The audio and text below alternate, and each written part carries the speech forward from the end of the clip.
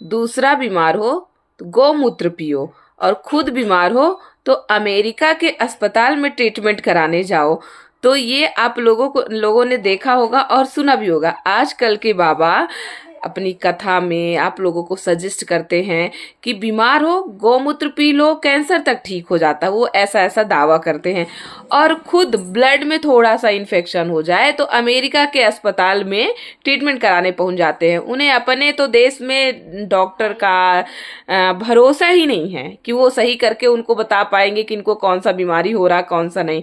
ठीक है, और यहाँ के लोगों को तो सलाह दी जाती, भाई तुम तो गौमूत्र पी लो, तुम्हारा सब ठीक हो जाएगा, तुम ऐसा कर लो सब ठीक हो जाएगा। तो इसीलिए मैं कहती हूँ कि इन बाबाओं के चक्कर में बहुत आने की जरूरत नहीं, बहुत क्या एक भी आने की जरूरत नहीं है। और आप लोग देख ही रहे हो कि क्या हाल हो रहा है। इन बाबाओं के दर्शन करने लोग पहुंच जाते हैं, उनके चरणों की धूल के लिए पहुंच जाते हैं, लेने के लिए।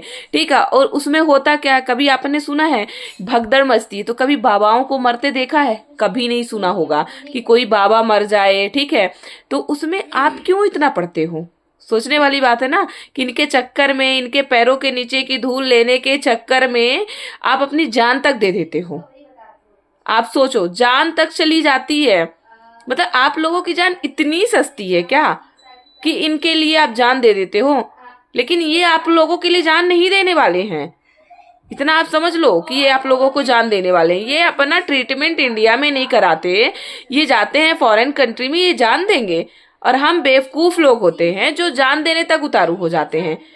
पता नहीं कब लोगों को समझ में आएगा। उनको लगता है कि बाबा के पास जाएंगे।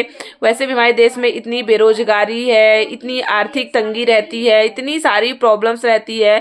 कभी ये रहता है कि हमारे हेल्थ इश्यूज इतने सारे रहते हैं, तो लगता है कि बाबा के पास जाएंगे और बाबा हमें कुछ ना कुछ राह दिखाएंगे।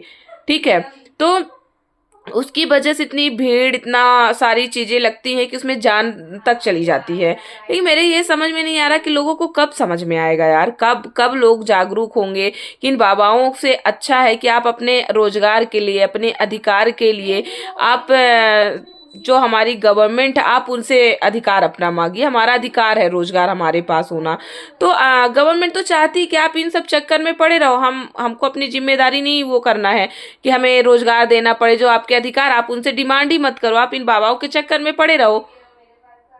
बाबा ही आपका सारा सोल्यूशन है। हमारा तो गवर्नमेंट का यही सीधा सा रहता है। गवर्नमेंट तो बोल देती है कि भाई बाबा के चक्कर में तुम पड़े रहो। बाबा ना तो आप अधिकार मांगोगे, ना अपना रोजगार मांगोगे, ना कुछ मांगोगे, आप बाबा से ही सब मांग लो। और बाबा के चक्कर में आपको मिलता क्या है? सिर्फ और सिर्फ अपना ये जान से हाथ धोना पड़ता है। तो आपको